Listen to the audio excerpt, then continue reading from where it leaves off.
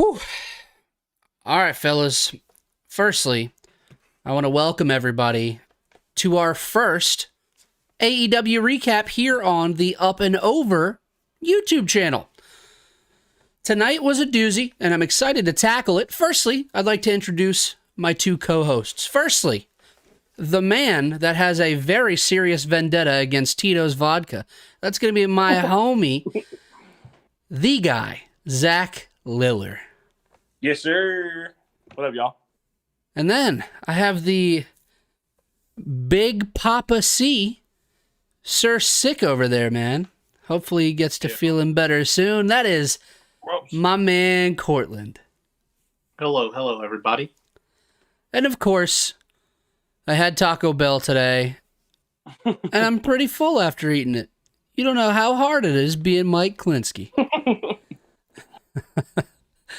Fellas, firstly, can we just acknowledge how great this episode was overall? It was a pretty damn good episode of AEW Dynamite, right? Absolutely. I almost want to tackle the main event first. Mm-hmm. And I want to do it for obvious reasons, right? I don't even want to talk about it. But the main event was a tag team titles match. The tag team champion, Lucha Brothers, defending against Jurassic Express, Jungle Boy, and Luchasaurus. The match itself was fucking great. It was excellent. Courtland and I were actually in Discord together, just chatting it up, mid episode, just talking and watching it together. And man, there were some spots where we both kind of popped. It was a blast. And then it happened, right? And there's a table spot. Alex Abrahantes gets real fired up. He drags the table over. And we see Rey Fenix get chokeslammed through the table from the apron to the outside by Luchasaurus. And actually, Zach didn't even notice it until right before we went live, and we actually sent it over to him. But there's no denying that Rey Fenix shattered his arm at the elbow. I almost feel like rating this right now is to take away from the severity of the situation.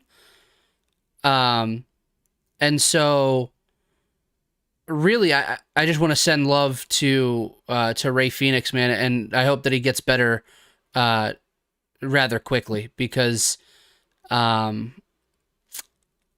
what a terrible, terrible thing.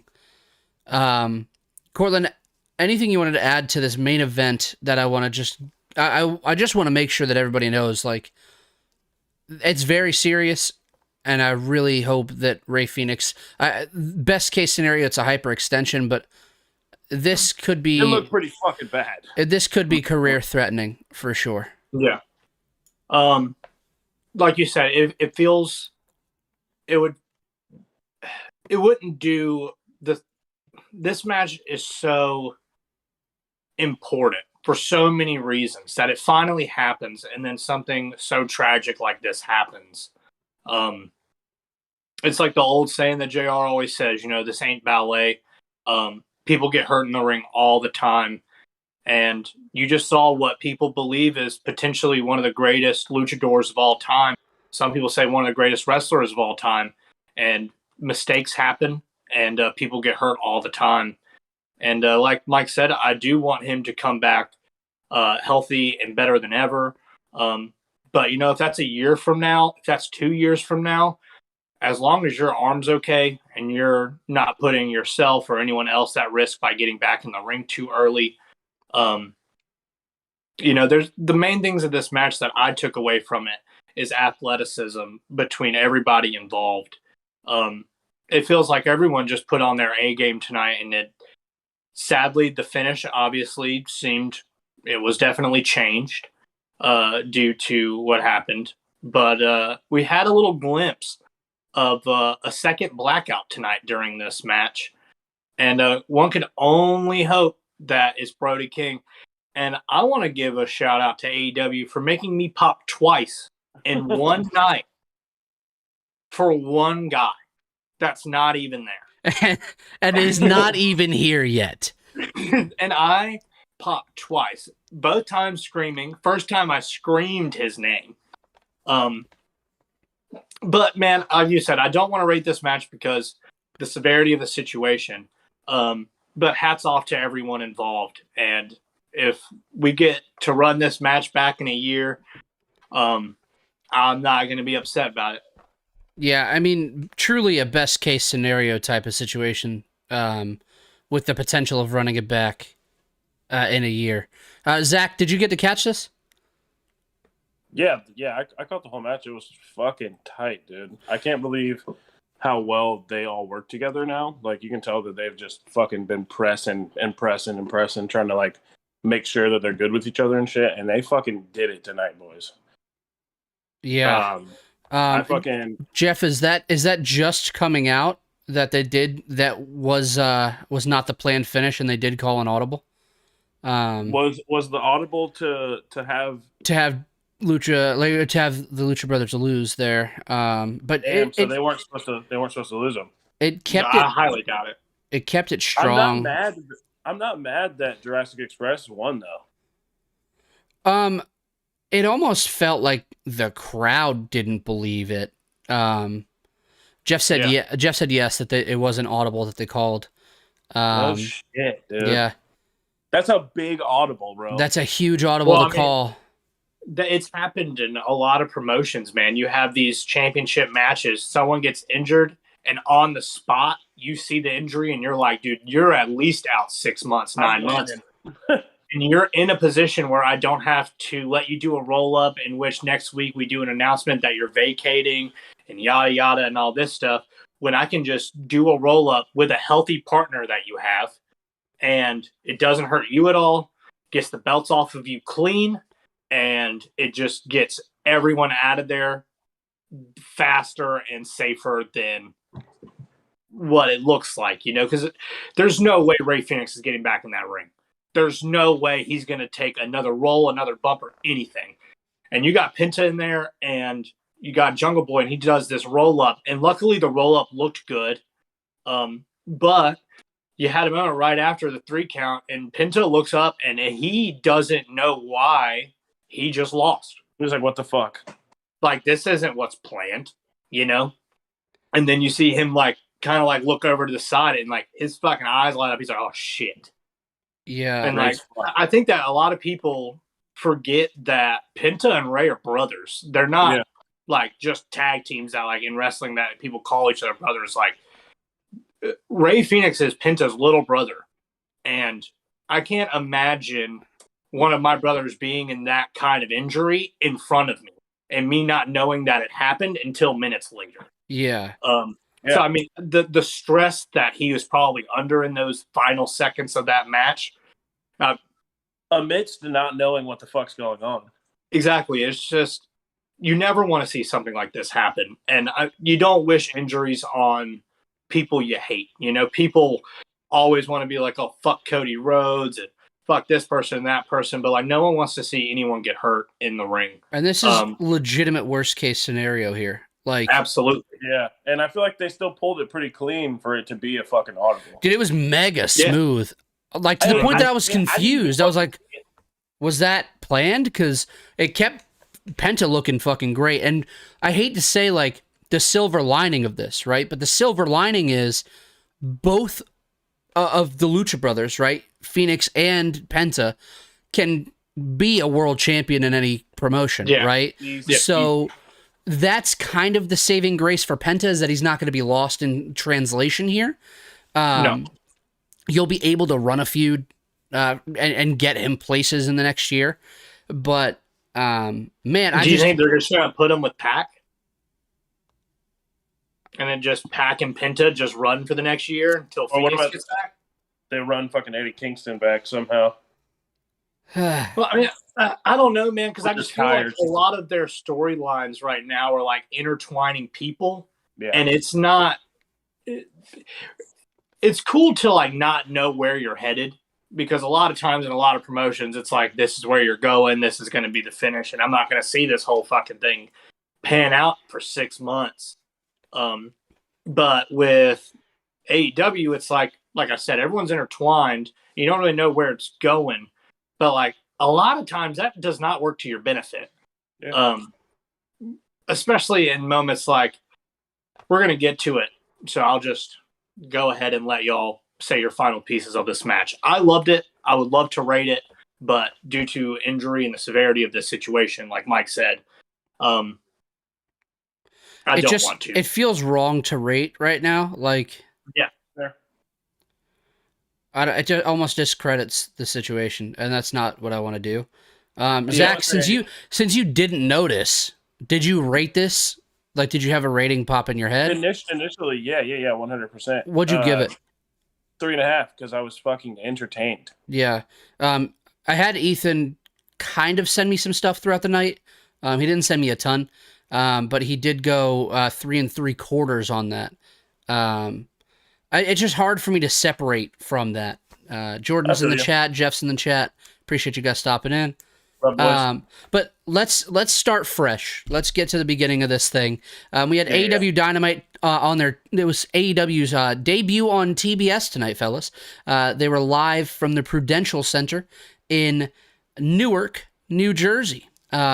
We open with a quick look at the announced matches and segments for the card, and then Excalibur gets us to the ring for our opening contest, which was a 60-minute must-have-a winner match for the AEW World Heavyweight Championship with the World Heavyweight Champion Hangman Adam Page defending his title against the perennial number one contender in Bryan Danielson. There was a little bit of speculation in the wrestling chat that we're in on who the judges could be. Like, you could get like a screw job from the judges, but we got Mark Henry, Jerry Lynn, and Paul White, and why would it be anyone else? Right? Yeah. It just made all the sense in the world. It's exactly who I thought they were going to use. When I saw them, I was like, B3, I thought they were going to use. Oh, it made sense, right? Dean Malenko could have been on there. I think he would have made more sense than like Paul White, but what do I know? We didn't get enough face to heel turns for Paul White to be out there. I think he was wearing jeans. I don't know why. I just imagined Paul White in a tracksuit, and that's one of my favorite thoughts I've ever had. But much like their first encounter, man, this has massive match feel. It felt huge, and it was interesting to me for like the first 5-10 minutes when they were really just kind of getting warm. You had Tony Schiavone really talk up the fact that he had Danielson winning that match, their previous match, 70% of the way through, right? Which would have been important had we come down to the judges. And I kind of liked that. I feel like Excalibur does a lot of the heavy lifting when it comes to the announcing stuff. And so for Tony to kind of go out of his way to be like, hey, this is important because of this last time, just felt good to hear from him. Fun fact, this is the event that replaced the Blood and Guts from May 2020. Is that true? That's crazy. But they got into it pretty quickly. They picked up pretty much where they left off. It was very much 50-50 for a solid little bit until Hangman takes a calculated risk to the outside and injures his arm in the process. Danielson capitalized, and Hangman gets to bleeding pretty quickly. Hangman gets his fire from behind, splits Danielson's head open by capturing his arms in between the ring posts and slamming his face into it 3 times, which looked fucking brutal, and it looked awesome, and it came across really well. There was a spot where Danielson cut the shit out of himself and is bleeding like a motherfucker out the side of his head. I was kind of stoked to fucking see it, though. I simply tweeted Bloody Danielson ... Fire. Because I was like, finally. There was a spot where Hangman hit the Deadeye on the outside, and you had Danielson sell the fuck out of it, was twitching his legs. He gets rolled to the inside, and Hangman's on the apron, about to hit the buckshot lariat, comes over, does the flip, and Danielson collapses. due to exhaustion, still selling the Deadeye. I popped. I had to get up. Dude, I walked around. I had to amazing. pace. I was like, "Oh man, this is great." It was fucking perfect, man. That's my favorite spot of this match. It's fucking great. The timing of the drop is, dude, it's just so good. It's so good, man. It's so good. Makes me think about how often they had to fucking practice that, because there's no way that was just easily obtained. Danielson's the best wrestler in the world, my man. I mean, Danielson's the best wrestler in the world. I won't take that from you. I just was surprised at how fucking clean it was. After a bit of back and forth, Hangman goes for another buckshot that Danielson ducks under and then hits a running knee for a mega near fall. This is like... Which was mean. 2 and 2 and 29/30ths. Like, we are right there. We get some more back and forth. Page hits a massive back suplex driver, which fucking Danielson sells like it broke his neck. And then you had Hangman finally hit the buckshot lariat and turn Danielson inside out, and he gets the pinfall to retain the title. Courtland, what did you go on this? Do you have anything else that you want to add to this? Did I miss anything that felt important to you? Danielson doing a sit-down pile driver felt very important. The gosh style pile driver. You're absolutely right. It feels very important. Like you said, finally Danielson got some color, and it means so much that he does it now, because you already had the hour draw, right? And what better time for you to get this color than for an important match like this? Like, this feels just as big, if not bigger, than the first one, right? And they're two completely different matches. And that's what I love so much about it, is that the hour draw, and yeah, of course it's an hour, so it's going to be a lot slower momentum building. It's going to be a suplex 2 count is hype as fuck for a match like that, you know? Right. Because you sell it to be important. Every move is important in those kind of matches when it runs that long. But this one just feels... It kind of feels, I know this sounds weird, but like the intensity of old ECW. And I say that because I feel like every slam felt dangerous. You know, it was safe. Everything they're doing was safe to each other. But like, it just reminds me of like a Jerry Lynn RVD style match. It reminds me of a Taz, Chris Candido kind of match, where it's just strong, a lot of work on the outside, but it doesn't feel like you're burning time. Everything is important when it comes to the outside work. The drop, like you said, from the buckshot lariat, of him kind of taking that half Ric Flair face bump, but he like falls to his knees first and kind of just like crumbles. Oh man, dude, I could watch that over and over again. It's so good. It's so good. It was great. I really, really wanted Danielson to win this, and I know that a lot of people don't like that. On the end of year awards that we did, I said that Hangman Adam Page is my overrated wrestler of 2021. And I know that caused a lot of heat, and I get it, but there's no such thing as bad publicity. Follow me. Fuck it. And I think that Adam Page showed his ass off tonight, man. He might have been my performer of the night, without a doubt. His camera work is off the charts. Every move, like not just like wrestling move wise, every step meant something, and it feels like he's just now getting that. To me, you know. I'm not going to give this match what I gave the hour long, just because it's hard to rate something half the time limit. Same 2 guys, 2 weeks separate apart of each other, and put this higher than that match. I believe I gave that match 4 3/4. So I'm giving this match 4.5. And shout out to Adam Page, man. Sold me. You will not be my overrated wrestler for 2022. Exclusively off of this match. Exclusively off of this match. And it's because this is a different match than I've ever seen him do. Yeah. Like, off rip, he darted at him. right? You got Danielson rolling out of the ring. He's doing his jumping jacks and shit. But Hangman's genuinely chasing him. He wants to beat him in under an hour. Yeah. And that was the story, right? So, like, them doing this, obviously having one of my favorite wrestlers, Jerry Lynn, on the sideline is very cool to me. Yeah, man, a lot of great things I can say about this match. Lillard? I gave it 3.5, and I gave listen before you go there. I gave the hour-long 3, and I was more entertained by this because I like the pacing. How do we do a podcast every week? We do recaps together every fucking week, and yet somehow you still pull out the dumbest fucking ratings on some of these matches, bud. That's a match. So Go ahead, I'll let you talk. Go ahead. So, I like the pacing. I like how quick it was. I feel like Adam wasn't going to the crowd as much as he always fucking does. Okay. I get it from both of you, dude.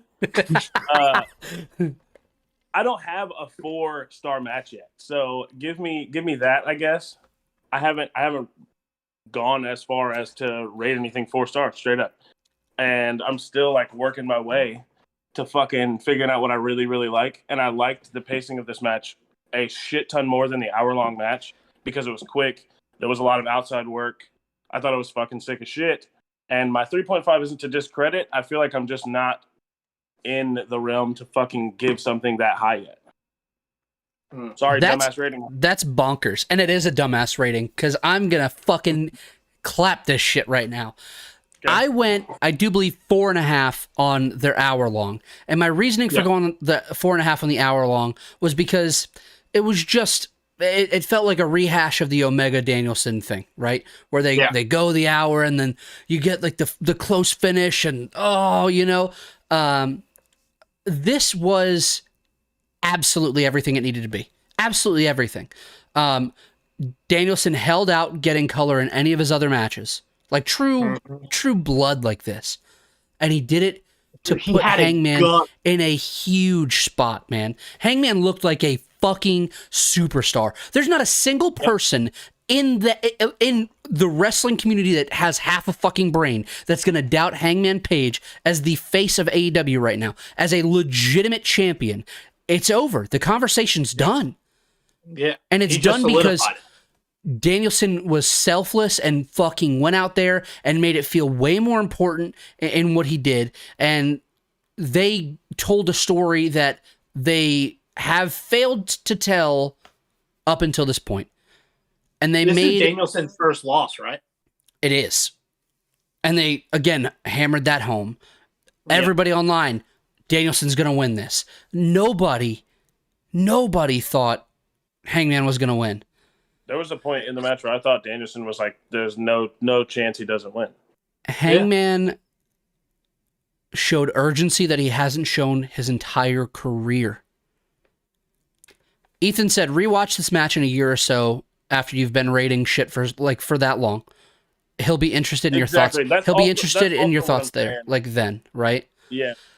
My impulse was 4 3/4. This is a 5-star match, fellas. 5 stars for me. You're not getting anything better than this match. This was fucking excellent. And this will make year-end awards. I'm positive. Not just from Up and Over, not from me, not from Casey, who looks like Bam Bam Bigelow at the end of the year. It doesn't matter, right? This is going to make massive year-end awards in droves, man. Fightful, I'll guarantee it's on theirs. Wrestling Observer, I'll guarantee it's on theirs. I will put money down that Dave Meltzer breaks his 5-star scale for this match. I'll put money down when it comes out. This was 5 stars for me. I think that 5 stars is definitely a great rating for this match. It does deserve it. They both beat each other's asses for that. The storytelling between the two, like I said, is top-notch storytelling. You've built this for an X amount of time, and your facial expressions sell that with every move and every pull of the hair at a 2 7/8 kick out. There's not enough great things I'll say about it, but I think that this match is going to set a tone for AEW that's going to be really hard for other people to beat. Right? Listen, like you do another AEW title match on Dynamite in a month, it's not beating this one. Yeah, I mean, it was okay, but it wasn't Hangman Danielson. Like that's where they're at. Everyone's going to say it wasn't Hangman Danielson too. Yeah. This is a match that you're going to look back on at the end of the year, Zach. I'm going to tell you, everybody in the chat's going to say, Zach, go rewatch this match. I'll have to link you it. I'll have to send it to you. You'll be like, I couldn't find it. I'll find it. I'll send it to you. You'll watch it and you'll be like, wow, I'm a fucking moron. And then I'm going to clip it. I'm going to clip your shitty little fucking take just now. I'm going to clip it and save it. So in 12 months time, we'll revisit that and you'll be able to call yourself a dipshit a year later. It's going to be great. Thank you so much. You have no idea how much I appreciate that. I do it for the people, Zach. I do it for the people. Thank you so much.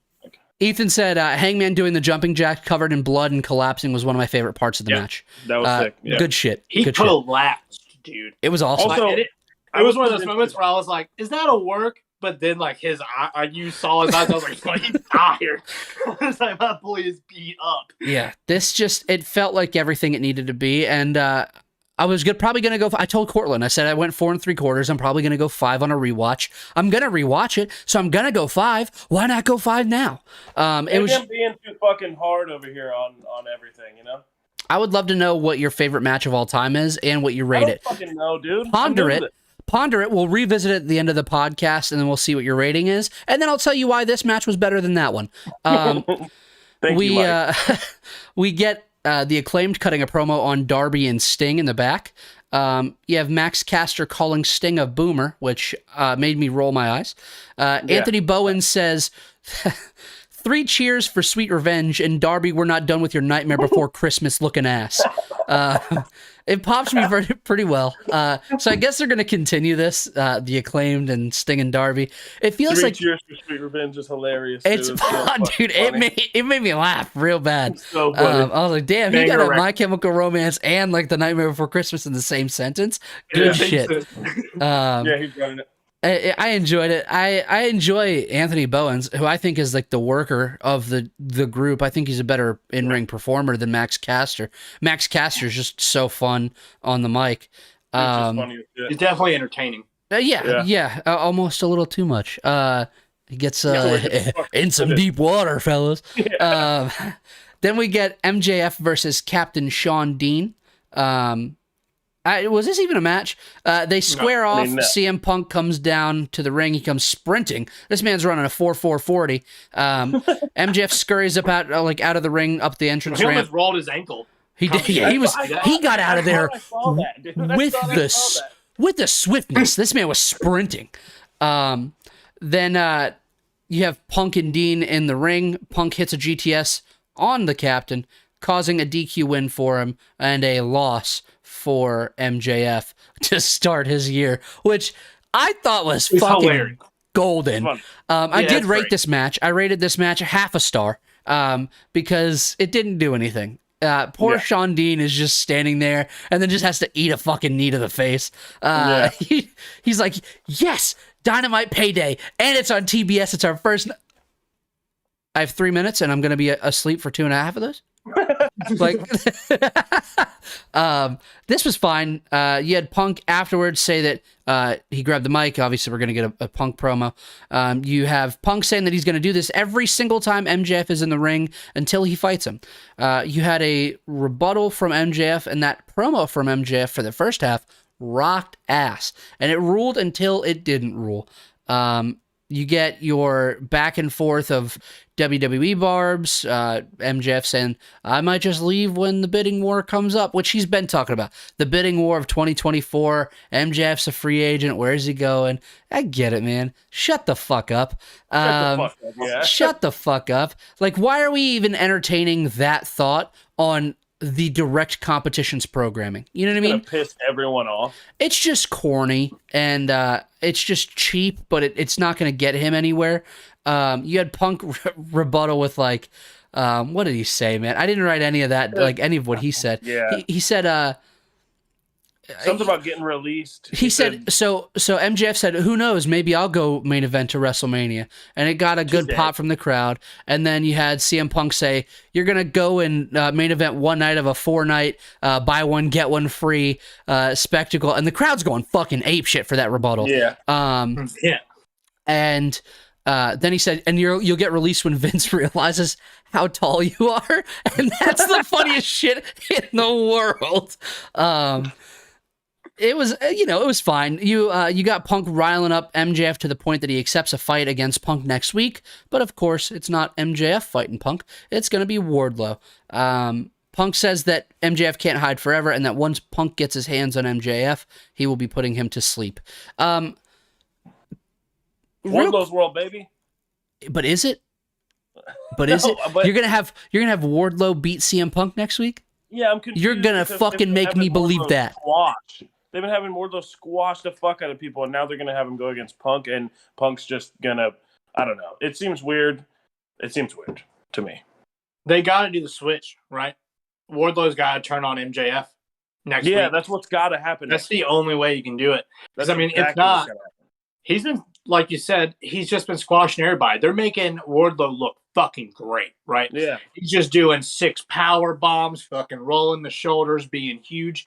And he's telling a good story with his eyes because he's not speaking a lot, right? You got Sean Spears being Sean Spears, which is just fucking great, okay? Hilarious. I don't know how everyone else feels about it, or like if it's going off anyone else's TV the way it comes off mine. But Sean Spears is one of my favorite parts of AEW. And it's just because he's so ridiculous.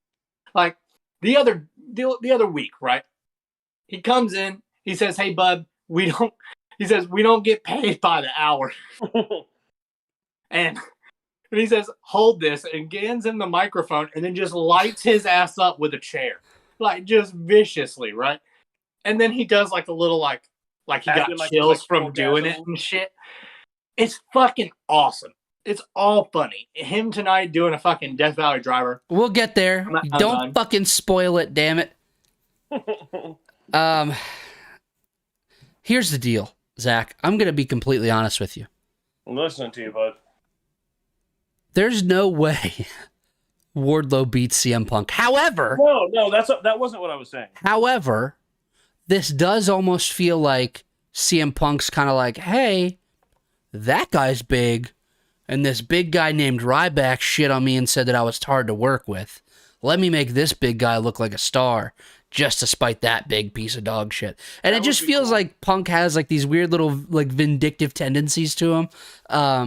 And so, I mean, dude, yeah. I hope Wardlow powerbombs the shit out of CM Punk next week. I hope we get 6 of them. Show me them, baby. Yeah. I'm here for it. It's Wardlow's world.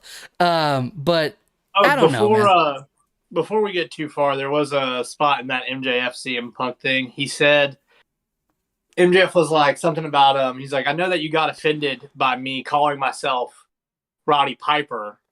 And, yeah. And he was like, but maybe you see yourself as a Roddy Piper, but oh wait, at least he main evented WrestleMania. And he laughed and, dude, immediately. And even Punk was like, fuck, man. Like he dropped his head like, damn, he got me on that one.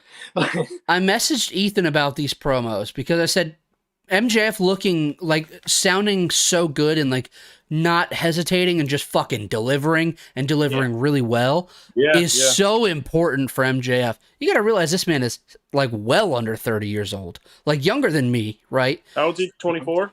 He's like 25. Yeah, he's not old at all. It's ridiculous. And so for him to already be where he's at, like on the microphone is super, super important. He is 25. He'll be 26 in March. But dude, you're talking a long career for this man, especially if he wants to stay doing promos. I'd say one of the best heels in the business currently. Yeah. Yes. Yeah. It's wild. Then after this, we get a weird Cody and Sammy Guevara recap of their time in AEW and how they revisited. It's really just like a promo for the Go Big show or whatever the fuck it's called. Whatever. That's the shits. Whatever. Jeff said that he'll be MJF will be a world champion before he's 27. That's a ballsy take, my friend. I don't disagree with that though. Neither do I. Not at He all. definitely should be. We get Chris Jericho coming to the ring, and the New Jersey crowd is loving singing Judas. Here's the deal, Courtland. Roll your eyes all you want, but when you're live, you want to sing along with this fucking song so bad. I don't care about the song. I love Chris Jericho, but this segment is the shits. This segment fucking sucks. Jericho, it's fucking awful. Jericho gets a mic. He recaps his last time on TBS in a losing effort against Booker T on WCW Thunder in April of 1999. He says that he didn't come down last week to save Eddie Kingston. He came down to get some Le Champion revenge on the 2.0 dipshits, baby. 2.0 comes down to the ring. They cut a quick promo on Jericho, and Chris rebuttals with a comedy spot calling one pinhead, one squarehead, pinhead and squarehead, and the fucking crowd loved it, though. The crowd was eating it alive. Daniel Garcia comes through the crowd as Jericho grabs his little bat, cracks Garcia, and then the numbers game. He does call them Terrence and Phillip, though, which made me laugh. Which is very good. Super fucking funny. Did you guys see the Terrence and Phillip are AEW, are Elite? No. Yeah, I did see that. That's insane. They immediately threw it up. That's good shit. And then you had like Garcia come out, then you have a beatdown of 2.0 and Garcia on Jericho, and then you have Santana Ortiz and Eddie Kingston run down for the save. Jordan said, agreed, it made me chuckle pretty hard. Then you have Excalibur talking about Jake Atlas signing to AEW. We then get a pre-tape of Adam Cole, Kyle O'Reilly, and Bobby Fish. Kyle O'Reilly looks like that motherfucker has not slept in a year. His eyes are baggy, brother. It seems like the issues from last week between O'Reilly and Cole are being swept under the rug by Cole. He's okay with everything that happened. It was a mistake. Cole challenges Jake Atlas to a match on Rampage and says he plans on sending Jake back to Orlando with a one-way ticket. New year, same Adam Cole, baby. This was good, man. Adam Cole's fun, but Kyle O'Reilly looked like he was so fucking angry to be there. And what did he call Brandon? Landon? I fucking hated it. It was the only thing he said, really. It pissed me off. Yeah, that's the only thing. Camera, Landon. He was like, cut the camera, Brandon. And he's like, yeah, cut it, Landon. Yeah, cut it, Landon. And it's like so oddly out of place. Kyle O'Reilly is endearing because when he walks out, he's like using the belt as a fucking guitar. He's having a good time. And this has just been like pissed off, angry Kyle O'Reilly. And I don't like it. It's fucking annoying. Give me happy-go-lucky Kyle O'Reilly already, god damn it. Then, here's the segment you've been waiting on, Courtland. We get Wardlow versus Antonio Zambrano, the enhancement talent. Before the match even starts, Zambrano gets out of the ring to let Wardlow do his little pose in the ring, and Sean Spears runs over and just hits him with a C4 Death Valley driver, levels his ass with it, and then slid him in the ring. Like, go ahead and pin him, big guy. No, like he said, go ahead, baby, pin him, like Jimmy Hart. Just like Insane. Jimmy. He's like, go ahead, baby, pin him. Then you have Wardlow going against those wishes and hits 5 power bombs before pinning old Antonio. So far, we've had one match to rate truthfully. Courtland, what'd you go on this one, though? I gave this a dud, but it's only because it's squash. It doesn't, I enjoyed it. It's entertaining. It's just hard to rate something that absolutely had nothing but 5 power bombs in it. It didn't progress the story at all. We're still in the same spot that we're in. What? Jeff said Wardlow's match was match of the night. I gave it higher than Evil versus Tomohiro Ishii at Wrestle Kingdom, which is true. Whoa. I Yeah, did true. the exact same. I gave this a half star higher than I gave that match. So you gave it a dud. You didn't feel like it advanced anything? What did it advance? We're getting Aren't to they in the Wardlow same turning, exact baby. position that they were? We're getting But to Wardlow He turning. seemed more mad last week or the time that they did this before than he did tonight. He didn't seem that pissed. He even high-fived him up the ramp. Jeff, Yeah, Jeff, what did you give this? Just put it in the chat. Go ahead, Zach. when he like jumped out of the ring and fucking dapped up Sean Spears, I was like, you seem like you're kind of hyped to be with Sean Spears when you're doing that, buddy. Dude, and That's you could fair. honestly see it in his face whenever he did the Death Valley Driver and the way that Sean like immediately stood like this, like Superman. Wardlow's face is so he's like, "Are you can fucking tell It annoys me probably- how funny Sean Spears is. It's Dude, probably so hard to not have fun with that motherfucker too. Like, Oh, dude, he's got to be a blast. Jeff said he gave Evil versus Ishii a half star. He gave this 1 star. I gave it a 2 stars tonight, fellas. I enjoyed the match. I thought that it got where it needed to go. And you know what? You can't send the people home hungry. You got to give the people what they want. And what did they so want? right back." 5 fucking power bombs So, from are you old saying Wardlow. that the people are right back. They want more. Feed me more. More power more bombs Wardlow's specifically. world. Yeah, more power bombs. Zach, did you say you were rating for this? I gave it half a star because Powerbomb, Sean Spears, and more Powerbomb. It was all right. 4 more after the first one. It was good stuff. Powerbomb. I'm entertained. I was definitely entertained by it. I laughed multiple times, but I can't rate something that doesn't have another move other than 5 power bombs. Good God Almighty. Jeff said he plans on shitting on the Cody match on Saturday. We'll touch on that card when we get there because we only have a few matches announced for it. We come back from break. We get a recap of what seems to be leading to a full-blown heel turn. Oh, man. A full-blown heel turn for Layla Hirsch. And if that's what it takes for her to have a fucking personality, I'm all here for it. Promo. Because she is super entertaining in the ring. She's 4'11" and would dump me on my fucking head any day of the week. Yeah. And I enjoy that. I think that's a good thing. You have Layla Hirsch like turning heel, and hopefully we'll be seeing her on TV more. Jeff thinks Team Taz fits her perfectly. I would agree. Yeah. We have the TBS Women's Championship on deck. We have Jade Cargill versus Ruby Soho in the TBS Women's Championship Tournament final. Jade, I don't even know how long this went, but it felt like Jade got lost in the water a little bit here. Can I go ahead and just get out what I got to say? Please, go ahead. Yeah, absolutely. Jade Cargill should not be TBS first women's champion. I not necessarily believe that it should be Ruby Soho. I kind of do. Been saying it for months. I think that it could have been anybody else and I would have enjoyed it more. I think that tonight only showed us even more that Jade's not ready for a position like this. Like you said, she seemed lost in water. She'd stop herself mid moves before reversals. They were like, dude, it was plain as day. You saw where this shit was going. I'm not entertained by Jade. I think the only match I've truly been entertained by her having is the Shaq match with Cody and Red Velvet. It was good. And that's really the only match that I'm like, oh, I thought she was good. I was like, oh, your first match? This looks great. But dude, as time progresses, she's done absolutely nothing for me. Even her winning the championship, she had barely any fucking facial expression. It looked like she didn't care that she got it.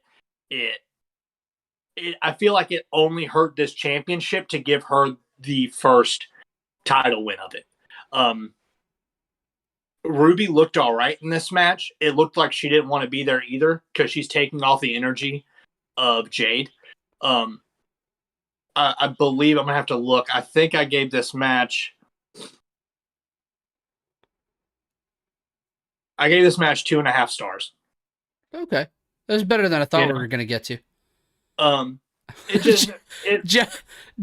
Jeff is out for blood tonight. He said, y'all said Jade wasn't going to win. Suck it. Yeah. I really didn't want her to win. I think that if you're trying to build a women's division of AEW, why wouldn't you put a vet to hold that championship? Someone who can work with the underneath card, someone who can bring people up to work on television, to work on hard cam, to really get the psychology of wrestling. Instead, you're going to put a belt on someone who has how many matches? Sure. Yeah. And how many main events have you done? How many matches of yours have I ever gone over 3 stars? Sure. Like, Yeah. it's hard for me to look at this and enjoy this match because I do not think this should have been the outcome. This genuinely made me mad. And it's one of those moments where it feels like you're insulting my intelligence by giving the belt to her. But that's all I got. Zach, Zach, how'd you feel about it? I think that it was kind of dumb giving it to Jade off rip. And I don't necessarily love Ruby Soho, but I feel like if you're going to give it to anyone, that's somebody that's heavily loved. She's fucking adored by kids, adored by fucking all types of people. I feel like people constantly are talking about Ruby Soho, and she's going to attract more people to the company. More girls, I think, are willing to come work with Ruby than they are Jade because of who Ruby is, you know what I mean? And I think it was kind of fucking... Yeah, exactly. I think it was kind of horseshit. Because Jade kind of looked like shit, and I kind of like Jade, so I didn't enjoy it. I gave it 1.5. Dang. Firstly, let me get my rating out. Well, I know that my ratings are fucked currently. Yeah, dog shit, but it's fine. Yeah. I went 2.5 on this as well, Courtland, and I'm pretty surprised that you did end up going 2.5. By the way, you're talking about it. I thought this match... probably would have gone lower, but I don't want to go low for a first ever title match. It just feels like going that low on the first match for that title sets the tone for that belt forever.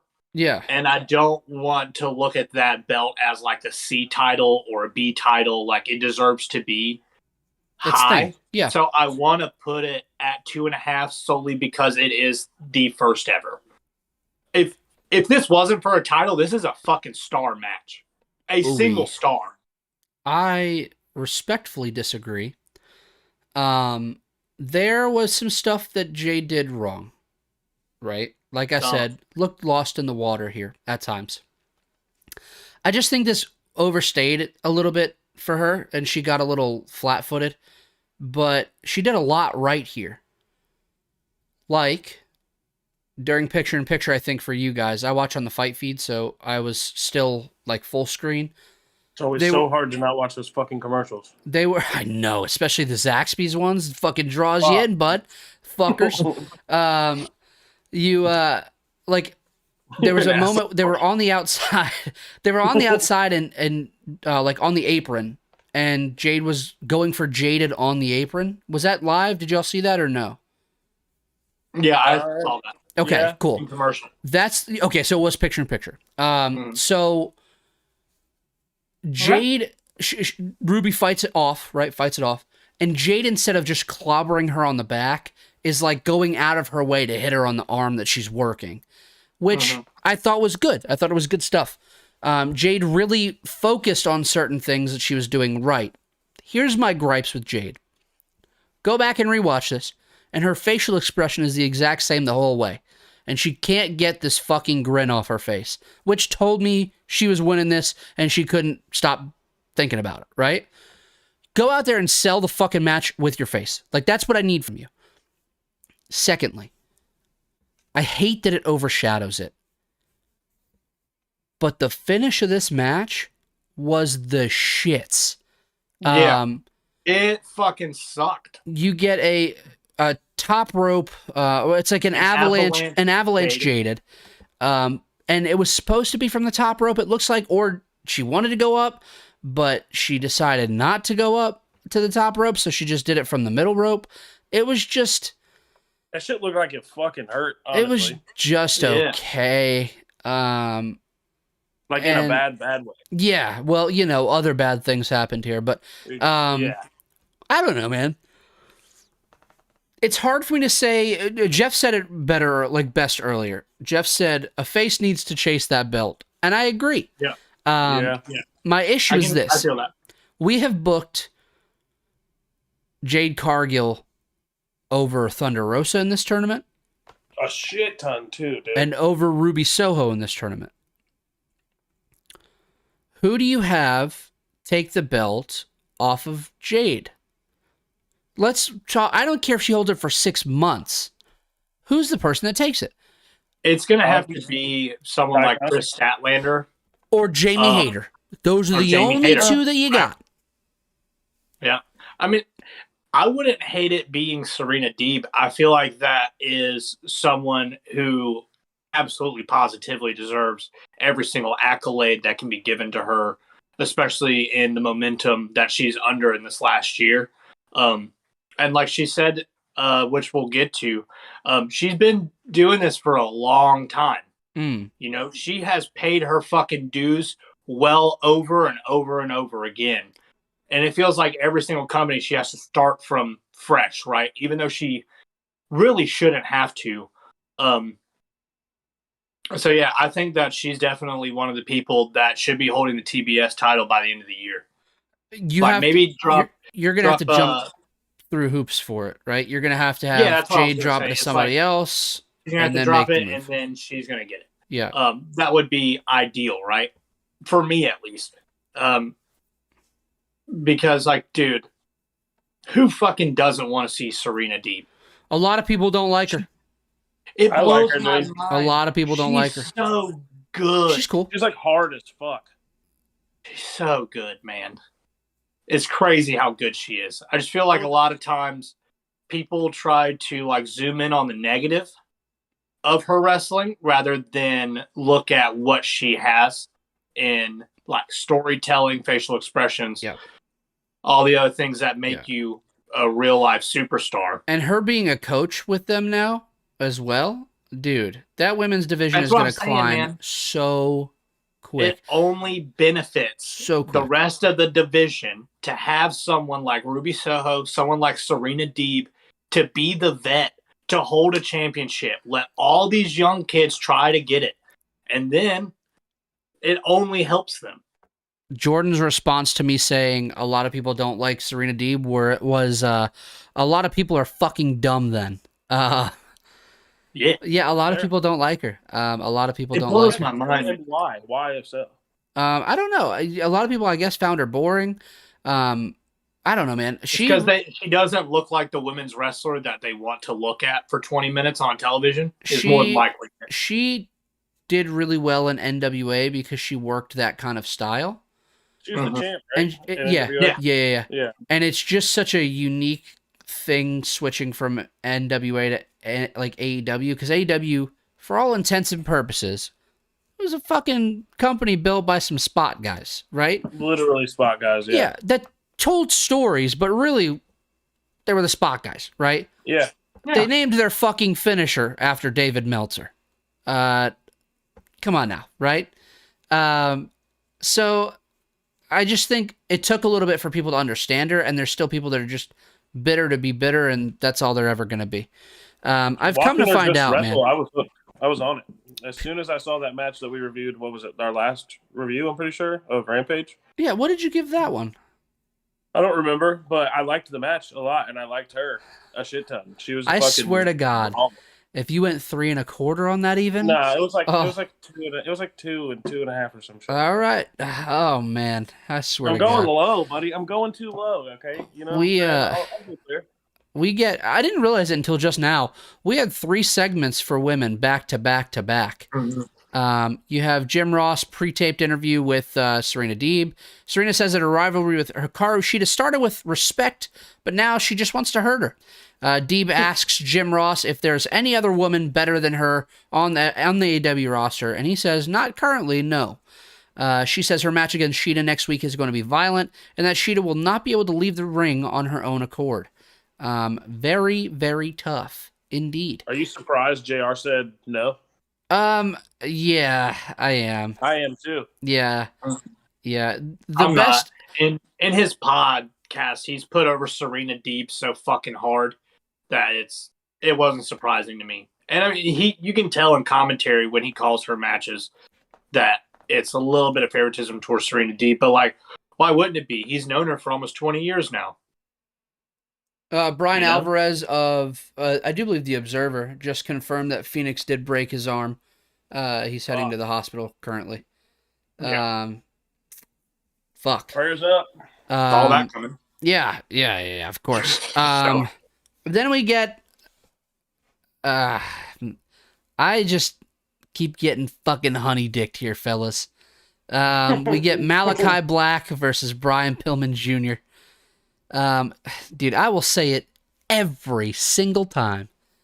Malachi Black's entrance, y'all. It is It's good shit. Yep. Oh my god, dude. I'll touch on that at the end of this, Jordan, but apparently Jake Atlas hurt his knee on Rampage. So What the fuck? get out of Hey, New you gotta York, do- or get out of Newark, New Jersey, you fucks. Yeah. Looks like they're getting hit with the injury bug.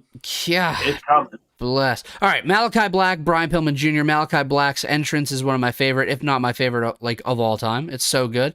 The match was fine. Pillman showed some great quickness at first, like he was gonna be more elusive than Griff was last week, or however fucking long it was. He got to each spot quicker than Malachi at first. And then he hit like this fucking awesome baseball drop kick through the middle rope. Looked really good. Dope. Malachi ate that shit to the face too. Ate it. It was awesome. This was all right. I didn't really understand the finish. Like, I don't know what like Brian was trying to achieve, like by slipping around doing weird shit. But you get the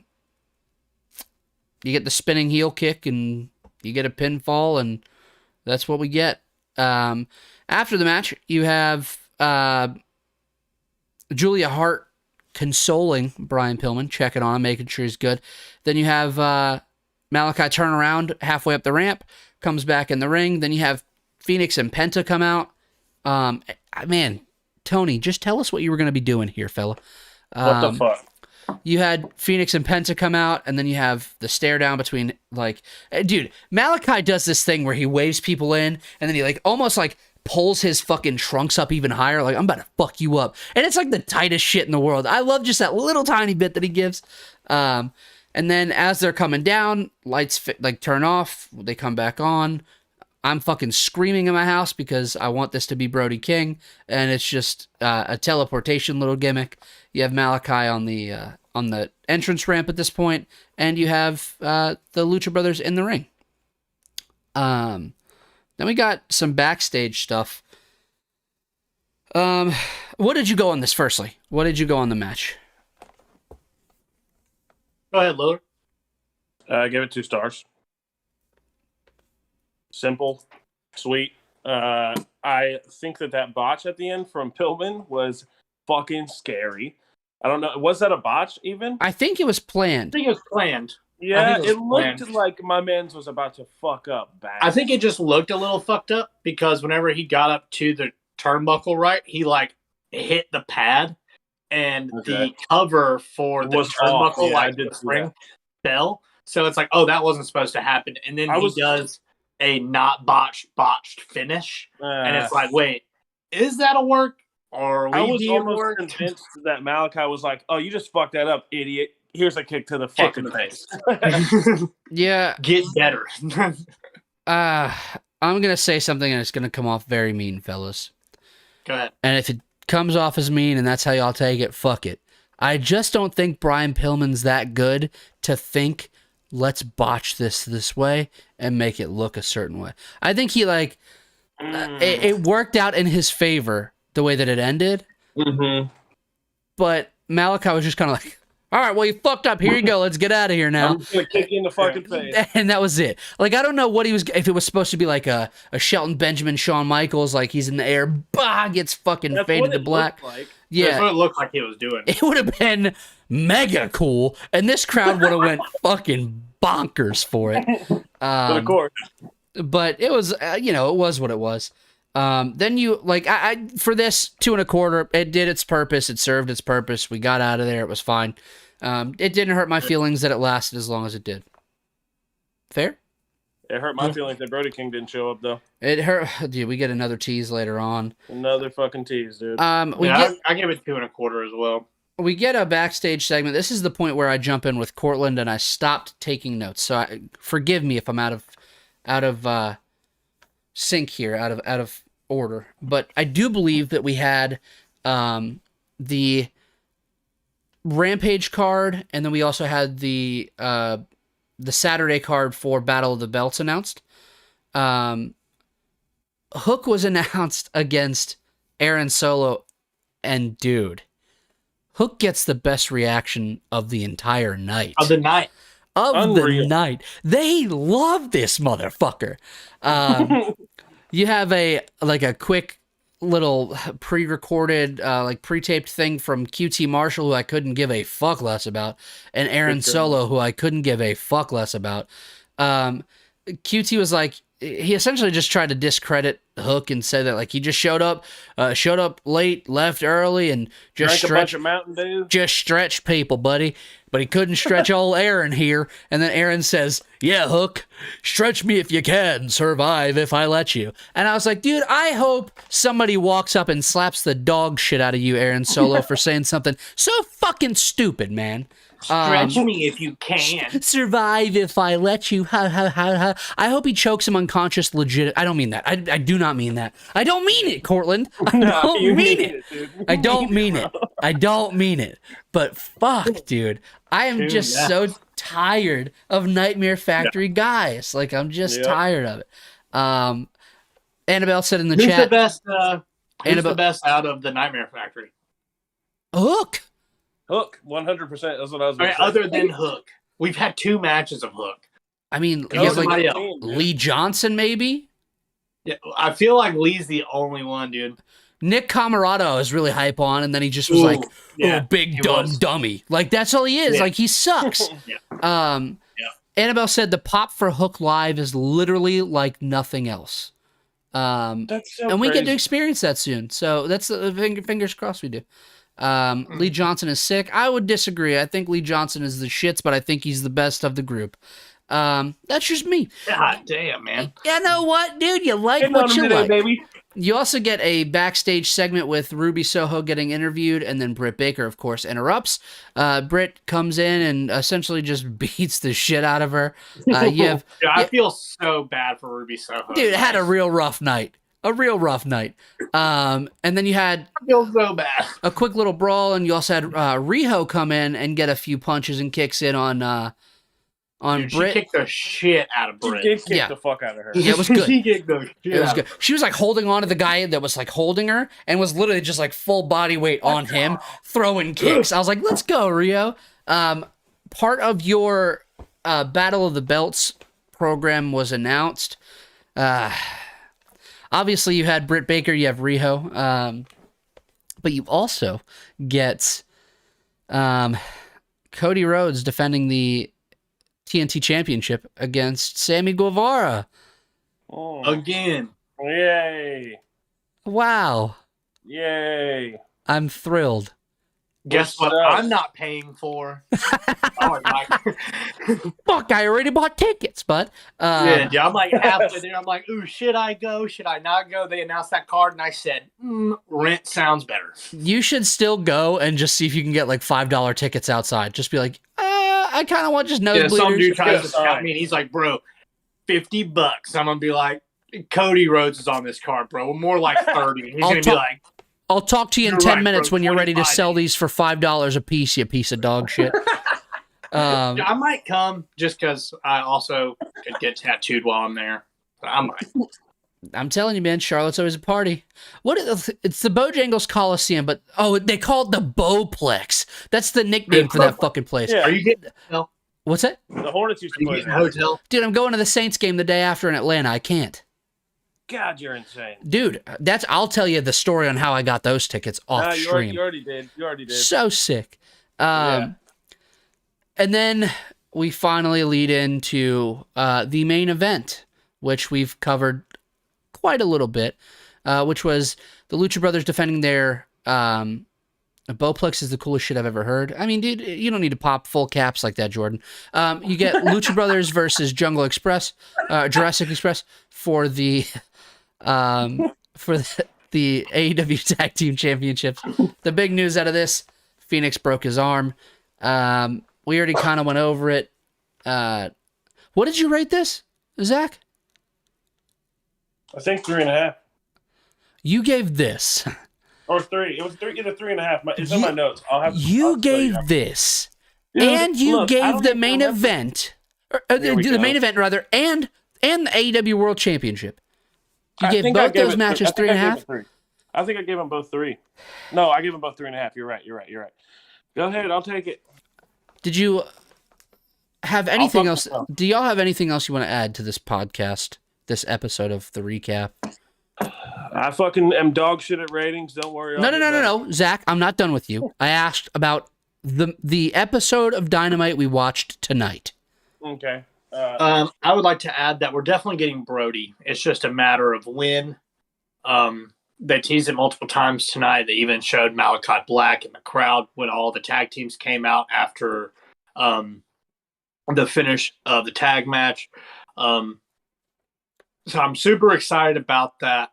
But again, I do want to touch on Ray Phoenix and like that, how severe these injuries can be. And we hear it up and over. Just hope him a very clean and healthy recovery, and take care of yourself. Don't accept them pills that other companies would offer you.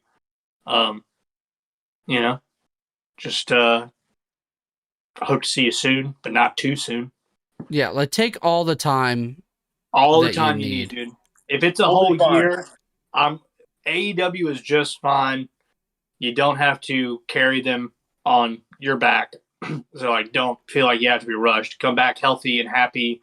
Because, like I've always said, no one wants to see you get hurt. And more importantly, no one wants to see you hurt somebody else. So. Yeah. Oh, goodness. Goodness.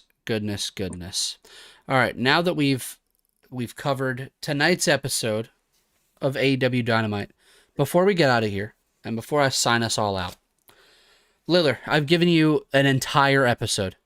We've ran for an hour, 6 minutes, and 32 seconds currently.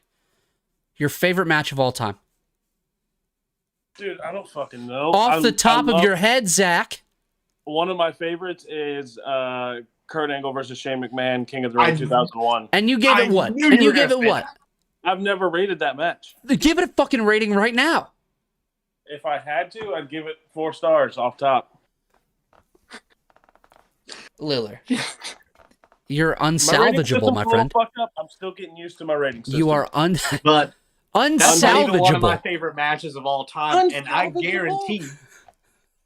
What? Unsalvageable, dude? You are irreparable. Irreparable. That's not even. You're gone. That's not even one of my favorite matches, and I give the Shane Kurt Angle Never got a 4. Dude, that is a 4 3/4 5 star match. 4 3/4 5 star match, you fucking moron. Get it right. I swear to God. Oh my God. All right, y'all. I need to get us out of here. I need to get us out of here before I actually pop a fucking blood vessel trying to think about how Zach rates shit. Guys, thanks for sticking with us for another hour and 10 minutes of AEW Rampage and Dynamite recaps. So, as far as I know, we'll be back here Friday night. At least I will. I'll be here, ready to review AEW Rampage. Oh, there goes. He's pulling a Liller. This is not good. I gotta get us out of here. It wasn't me, dude. It's a mess. For Zach and his shitty rating systems, for Courtland and his compromised immune system currently. I am Mike. It is a difficult thing being Mike Klinsky around Zach Liller currently. As always, follow us on Twitter, on Instagram, on TikTok at UpAndOverPod. From there, you can find all of our social media. Tell your friends, man. Tell them to tune in on Friday night. Tell them to check us out on Apple Music or Apple Podcasts, on Spotify, wherever you get your podcasts. We're there. If you check us out on Apple Podcasts, please give us a 5-star review. It helps us be found much easier. And you guys enjoy your days. We will be seeing you Friday night. And take it easy. Y'all be good.